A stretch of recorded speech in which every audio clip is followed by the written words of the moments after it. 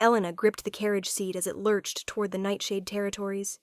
At 23, she'd already been married and widowed, and now her family was sending her north as a calculated insult to the Wolf King who'd requested a bride from House Thornfield. "A widow," her cousin had sneered. "Let's see how the beast reacts to our leftovers instead of a virgin bride." Elena had no say in it. She never did. Her first husband, Lord Marcus, had been 47 when he married her at 17. Cold, controlling, more interested in her family's land than in her. For 5 years she'd been told she was defective, barren, worthless because she couldn't give him an heir. When he fell from his horse and died, she'd felt guilty for the relief that flooded through her. That freedom lasted exactly 4 months. The carriage stopped at sunset before a fortress of black stone that seemed to grow from the mountain itself. Guards helped her down, and she stood in the courtyard trying not to shake as curious eyes assessed her. "I am Gareth, steward of Shadow Peak Keep," an older man said formally. "You are the bride from House Thornfield?" "I am Elena Thornfield, though I should clarify, I'm widowed. My family sent me instead of my cousin Arya. Better to be honest now. I understand this is an insult to your king, and I apologize." Understanding flickered in Gareth's eyes. "His Majesty will want to meet you this way." The great hall was warmer than she'd expected, with fires burning and tapestries softening the stone. A man stood by the fireplace, his back to them. "Your Majesty," Gareth said, "the bride from House Thornfield has arrived." He turned and Elena's breath caught. King Rowan was perhaps in his mid-30s, with dark hair and striking gold eyes that seemed to glow in the firelight. Tall, powerfully built, handsome in a dangerous way. Nothing like the monster her family described. Those golden eyes fixed on her with an intensity that made her feel exposed. "You're Elena Thornfield," he said, his voice deep and controlled. "Yes, Your Majesty." "And you're a widow." Here it came, the rejection, the anger. Elena lifted her chin. "Yes. My husband died 10 months ago. My family sent me in place of my cousin, who was originally intended as your bride. I understand this is not what you expected." Rowan moved closer, studying her. Elena forced herself not to step back. She'd learned with Marcus that showing fear only made things worse. "How old were you when you married?" 17, Your Majesty." "And your husband?" 47. Something dangerous flickered in those gold eyes. "Was he kind to you?" No one had ever asked that. No one had ever cared. "That's not relevant, Your Majesty. My family sent me as an insult. You have every right to send me back." "You didn't answer my question." Elena met his gaze, saw something there that looked like genuine concern, and made a decision to be honest. No, he was not kind. Rowan's jaw tightened. He turned to Gareth. "Prepare. The Queen's chambers. The finest rooms. And send for the seamstress. Our new queen will need a proper wardrobe." Elena stared. "I'm sorry, what?" "The Queen's chambers. You'll be staying in them?" "Your Majesty, I think there's been a misunderstanding. I'm not a suitable bride. I'm widowed. I'm being offered as an insult. My family expects you to reject me." "I'm not rejecting you." His voice was firm. "You're exactly what I've been waiting for." "That's not possible. I'm used goods. I failed to give my first husband heirs. I have no value." "Is that what your family told you? It's the truth." "It's not." He moved even closer, and Elena had to tilt her head back to maintain eye contact. "You're not used goods. You're a woman who survived a difficult marriage to a man who didn't deserve you. You're strong and honest. Those are the qualities I want in a queen. The fact that you've been married before doesn't diminish your value. It proves your strength." Elena didn't know what to say. Kings didn't want widows. They wanted virgins, political alliances, untouched brides. "I don't understand." "You will in time." Rowan glanced at Gareth. "Show her to her rooms. Tomorrow we'll talk more." He left before Elena could respond. The queen's chambers were breathtaking. A massive bedroom, a sitting room with plush furniture, a private bath, windows overlooking endless forests. Luxury Elena had never experienced, even in her first marriage. "These rooms have been empty for 25 years, Gareth said with barely concealed amusement. "Since King Rowan's mother died. Rest tonight. Things will make more sense in the morning." But nothing made sense. Rowan should have been furious, should have sent her back in disgrace. Instead, he'd welcomed her, called her exactly what he'd been waiting for. As Elena lay in the enormous bed that night, she couldn't stop remembering the way Rowan had looked at her. Not with disgust or dismissal, but with something that looked almost like recognition. She wouldn't let herself hope it was real. Hope was dangerous. The next morning, a servant brought breakfast and a message that King Rowan wanted to meet her in the library. He was already there, reading by a window. He stood when she entered. "Did you sleep well?" "Yes, thank you." "Good. Sit, please. We need to talk." He took the chair across from her, close but not crowding her space. "I know you're confused about yesterday. Let me explain. Do you know anything about wolf-mate bonds?" "Only that wolves believe in fated mates. True matches chosen by fate." "Exactly. When a wolf meets their true mate, they know instantly. The bond is undeniable." He leaned forward. "When you stepped out of that carriage yesterday, when I saw you for the first time, I knew. You're my mate, Elena. My true mate. The one I've been waiting my entire life to find." Elena stared. "That's not possible." "Why not?" "Because I'm nobody. I'm a failed widow my family wanted to dispose of. Fate doesn't choose people like me for kings. Fate doesn't care about human politics or your family's opinion. It cares about souls. And my soul recognized yours the moment we met. But you don't know me. Then let me get to know you. Tell me about yourself. Not the facts your family decided mattered. Tell me who you really are." No one had ever asked. Marcus certainly hadn't cared.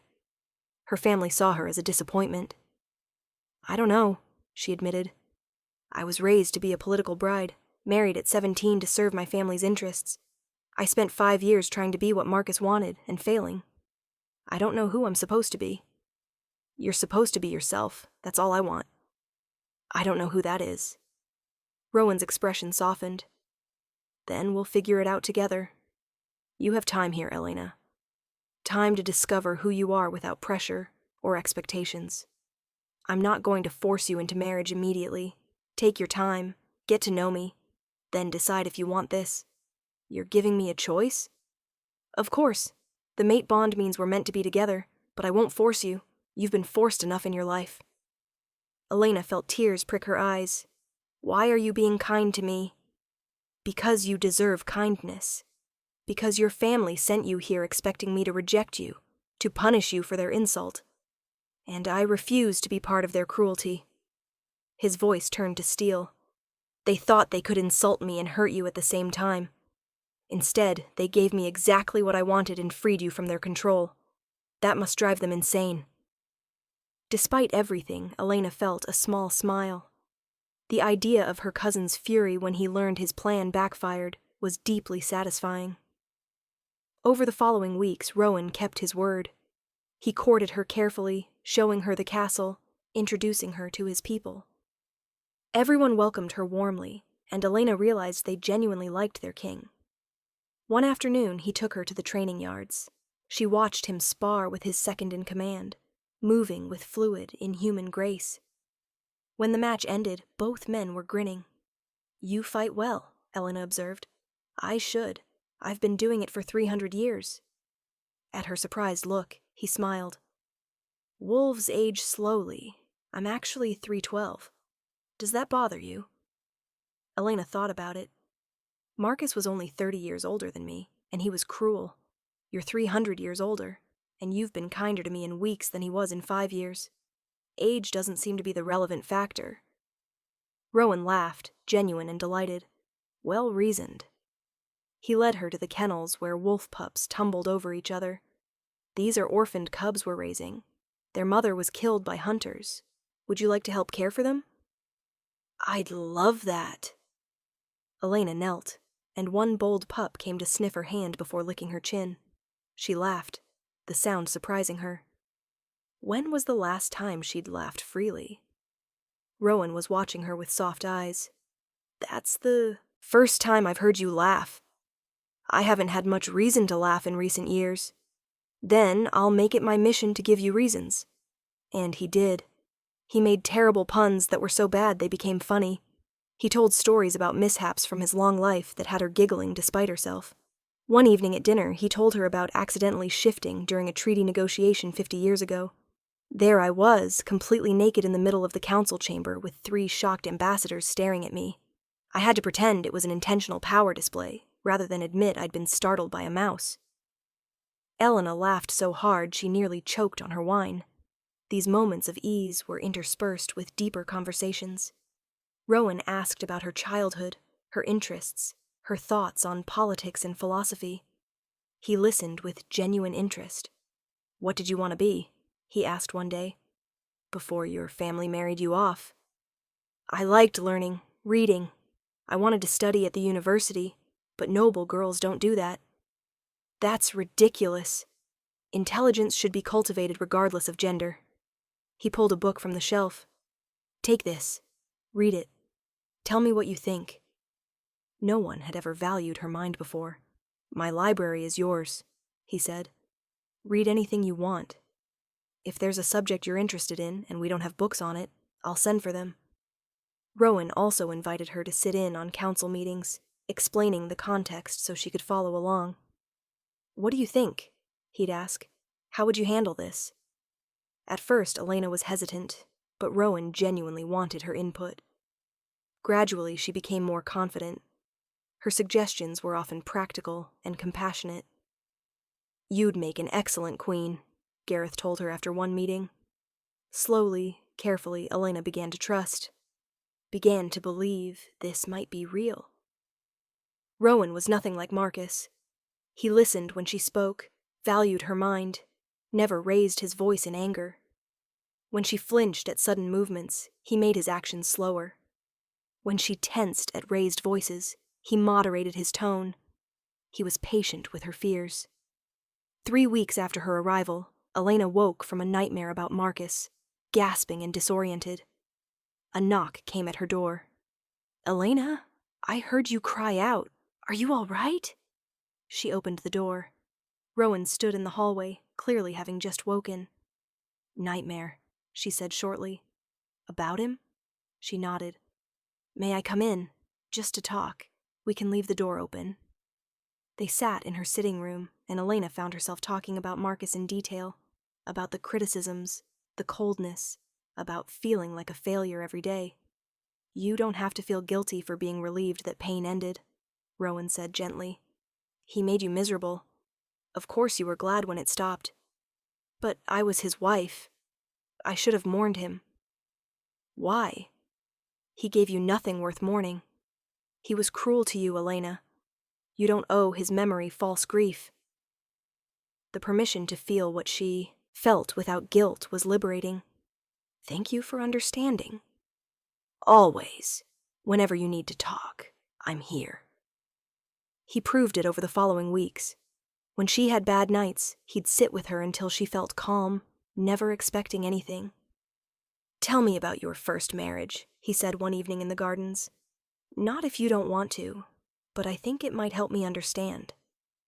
Elena was quiet for a long moment. Marcus made it clear from our wedding night that I was a duty, not a desire. He came to my rooms twice a month for the first 2 years. It was quick and cold. When I didn't conceive, he blamed me, called me useless, barren. But you were barely more than a child. I was his wife. It was my duty. You were 17. Your body wasn't even fully developed. And conception depends on both partners. He was older, probably less fertile. But it was easier to blame you. Elena stopped walking, staring at him. You don't think it was my fault? Of course not. Young women often take time to conceive, especially in stressful situations. Your body probably sensed it wasn't safe to carry a child. I never thought of it that way. Everyone just assumed I was broken. You're not broken. You're a survivor. Tears filled Elena's eyes. No one had ever said that before. Rowan gently wiped away a tear. I'm sorry for what he did to you. But Elena, I swear that's not what it would be with me. I want a partner, not a duty. I want someone I can talk to, laugh with, build a life with. And I want you to want me too, not just endure me. I don't know how to want someone. I only know how to endure. Then we'll learn together. A month after Elena arrived, a messenger came from House Thornfield, demanding to know why King Rowan hadn't sent back their defective daughter in disgrace. Rowan read the letter in front of his council with Elena present. Then he looked at her. What would you like me to say to them? You're asking me? It's your family. Your choice. Elena thought about her cousin's sneer when he'd announced she was being sent north. Thought about years of being made to feel worthless. Tell them, she said slowly, that their insult was received as the gift it truly was, that you're grateful they sent me instead of my cousin, and that any future correspondence should be addressed to me as your queen. Rowan's smile was brilliant. You're sure? I'm sure. If you're still willing to have me. Willing? Elena, I've been waiting for you my entire life. I'd marry you tomorrow if you were ready. I need a little more time, but not much. You've shown me what kindness looks like. I want to try. I want to build something real with you. Then we will? Together? The response Rowan sent to House Thornfield was everything Elena hoped for. Formal, polite, and devastating. He thanked them profusely for sending Elena, explained she was everything he'd hoped for in a mate, and informed them the wedding would take place within 6 weeks. The fury from House Thornfield was immediate. Letters arrived demanding Elena's return, threatening political consequences. Rowan burned each one. They can't hurt you anymore, he told Elena. You're under my protection now. They have no power here. 6 weeks later, Elena stood in the great hall, wearing a dress of deep sapphire silk, her hair arranged with white flowers. She looked like a queen. She felt like one. Rowan stood at the altar, and the look in his eyes was everything she'd never had with Marcus. Love, desire, respect, partnership. When she reached him, he took her hands. Are you ready? I'm ready. They exchanged vows, promising partnership and loyalty. When the priest declared them married, Rowan kissed her, and it was nothing like the cold duty of her first wedding night. This was warmth and promise, and the beginning of something real. Later in their chambers, Rowan was careful with her, gentle and patient. We don't have to tonight if you're not ready. I'm ready. I want this. I want you. Tell me if anything feels wrong. I'll stop immediately. But there was nothing like before. Rowan made love to her like she was precious, like she mattered, like he genuinely desired her. He asked what she liked, adjusted when she tensed, made sure she felt good. It was a revelation, discovering that physical intimacy could be something she wanted instead of something she endured. Afterwards, lying in his arms, Elena felt tears on her face, happy tears. Are you all right? Rowan asked, concerned. I'm perfect. I just never knew it could be like that. Like I mattered. You are treasure. The most valuable thing I've ever been given. Your family thought they were punishing us both. Instead, they gave me the greatest gift of my life and freed you from them. I'll never have to go back. Never. You're mine, and I'm yours. And we're going to build something beautiful together. Years later, when people asked how King Rowan had chosen his queen, the story always brought smiles. House Thornfield had sent their widowed daughter as an insult, expecting the Wolf King to reject her in fury. Instead, he'd welcomed her as his fated mate. The fury from House Thornfield had been legendary. They'd tried everything to invalidate the marriage. None of it worked. Elena flourished. The the frightened widow who'd arrived expecting punishment became a beloved queen. She was kind to the people, wise in counsel, deeply loved by her husband. She worked with women in difficult marriages, helped widows find new lives, championed those society dismissed as worthless. She gave Rowan 3 children, much to House Thornfield's fury. The conception issues that had plagued her first marriage disappeared entirely. Turned out she wasn't barren at all. She'd just been in a horrible situation with a cruel man who'd blamed her for his own failures. "Do you ever regret it?" Rowan asked one evening as they watched their children play. "That your first marriage was so terrible?" "I regret the suffering, but not the path that led me here. If I hadn't been widowed, my family never would have sent me north. I'd never have met you. Your family still hasn't forgiven me for accepting you. Good. They thought they were being so clever, sending the worthless widow to insult the Beast King. Instead, they gave you your mate and gave me my freedom. I hope it haunts them forever." "Vindictive," Rowan said approvingly. "I love that about you. You love everything about me. True, but especially your vindictive side." Elena laughed and pulled him close. "I love you. My mate, my husband, my king. The man who saw treasure where everyone else saw trash. I love you, too. My queen, my partner, my everything." And they lived that way for many years, proving every day that House Thornfield's punishment had been the greatest gift either could have received. That fate had a sense of humor. That sometimes the best revenge was simply living well with the person you love, while your enemies choked on their own bitterness. The widow they'd discarded became a queen. The insult they'd sent became a love story. And the Wolf King they'd meant to humiliate became the happiest man in 5 kingdoms, all because they'd been stupid enough to send him exactly what he'd been waiting for.